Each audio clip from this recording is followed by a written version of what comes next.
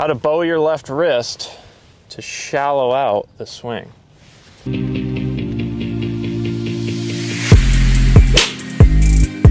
Well, that's a cool topic, Henry. Let's walk through kind of the matchups and who might need to do it and what the players that don't do it, why they don't do it. First off, what do the players' grips generally look like who have more of a bowed left wrist? I would say typically on the more neutral to weak side. Yeah, so neutral to weak with the bottom hand is generally stronger than the top hand. So the right hand, the trail arm, you're saying is so the trail arm is typically stronger than the lead arm, whether they're left-handed or right-handed. So the hand that goes on the bottom, the trail hand, is going to be stronger than the lead hand in the players that bow the wrist. Now what about for those that have heard that the hands should match, that they should run, parallel, tandem together? They don't always do that. Okay. Yeah, I was going to say, because I actually just saw Collin Morikawa last week at Riviera. Pretty weak left hand, and a more under right hand. A stronger right hand. Yeah. Now, the left hand would lead you to believe it would bow more, but it's also what's going on with the right hand. The reason that the left hand bows is what the right hand is doing. So it doesn't matter whether you're a strong grip player or a weak grip player. Everybody puts their trail wrist into extension at some point in the golf swing. So dorsiflexion is what that's called technically, but that's extension, okay? And everybody gets there at some point in the swing, in the downswing, if you're good. Some bad players don't, but good players all get there. So if I have this hand slightly stronger than this one, when I put that into extension, you can see what it did to my wrist. It bowed it.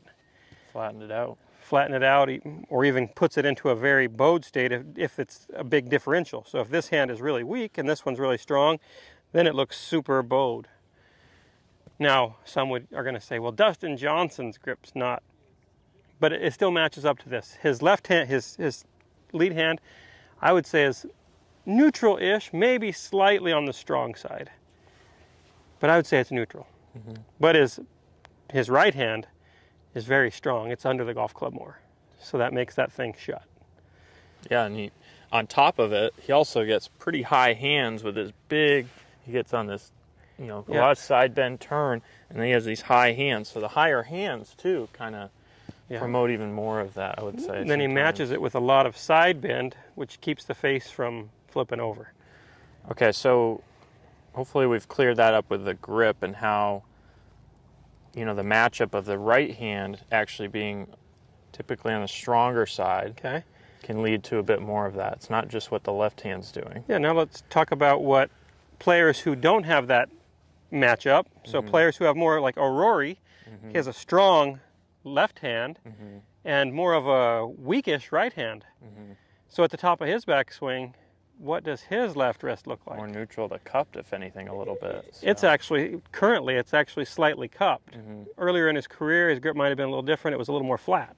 Now in transition, what happens? So if a player has a very strong grip, generally in transition, there's going to be a little bit of extension in the left wrist.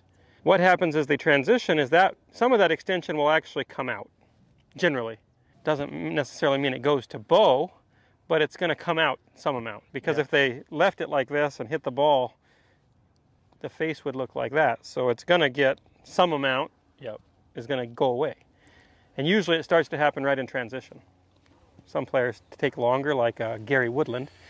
Looks like it's a little steeper coming down, and it happens later. Well, or I think of Will Zalatoris. He's got a very unique... Oh yeah, he actually does. I would actually say he extends more. He gets it slightly more cupped, but he still makes a pretty good turn through the ball. It doesn't stall him. Yeah, because he does some things that most players would never be able to do. He goes from this extending and he stops it about right here. He's got this face open, and then he goes the other way with it. It's happening late for most players. Most people wouldn't be able to pull it off, but he's mastered that pattern. Okay, so is it something that viewers at home should be trying to, obtain? Is a more bowed left wrist And a lot of people, when they think bow, they kind of think about it in two different areas. They think kind of at the top with it shallowing, which we just talked about, is that the trail wrist has a lot to do with that, right? Something we talk a lot about on the channel is how this right wrist is working for that reason. And it's a dominant hand of most people. For most people, yeah. But then also down at impact, okay, you have a lot of people trying to get this glove logo more at the target and even more down to the ground, okay? Now, we've done a video on this before about the left hand and why certain grips don't quite match up for that. Like a strong grip, like you and me, we're not going to have as much turn down or logo to the target.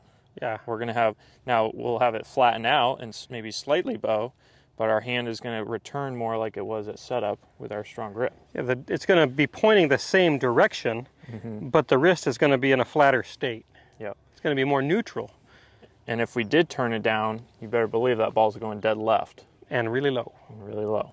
So keep in mind what your matchup is. The other thing I think that is very important we mention is that depending on your grip and looking for this release pattern, impact pattern, you know, it could bring on an injury, and at least that's something we've talked a lot about. Yeah, I am not a huge fan of seeing that bowed left wrist. I know that some of the greatest players in the world currently do it. Doesn't mean it's the right thing to do from an anatomical standpoint. It works really good. They're very, very stable at impact, but they do run the risk of injuring some ligaments in the back of their wrist. It's not, if you have lots of speed, it's probably not optimal.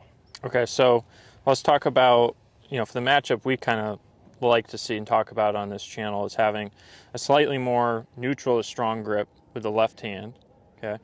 And coming into impact, and like we just said, this you're going to come into a little bit more of this wrist raising up a little bit. Just a little bit. Going into more ulnar too, maybe just slightly. Yeah, it's going to go a little more ulnar. It's going to go, so it goes radial and ulnar versus going into so much flex. Yeah.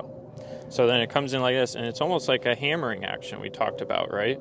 Where the release, and then if anything after impact, it starts to re-cup or re-extend, right?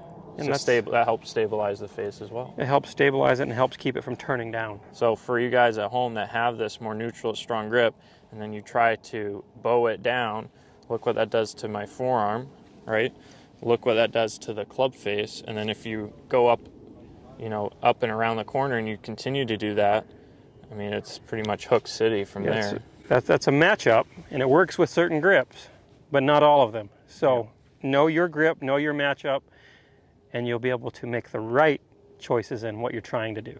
Okay, so let's wrap this up by going back to the shallowing, okay? Okay. So if you have a strong or weak grip, the key, as you brought on, was how this right wrist functions. Yes. The right wrist and not forearm. the left wrist. The left wrist is there, but it's not the key. The key is the right wrist. How our right wrist works and how our right forearm works is going to dictate whether or not the club is coming in more shallow.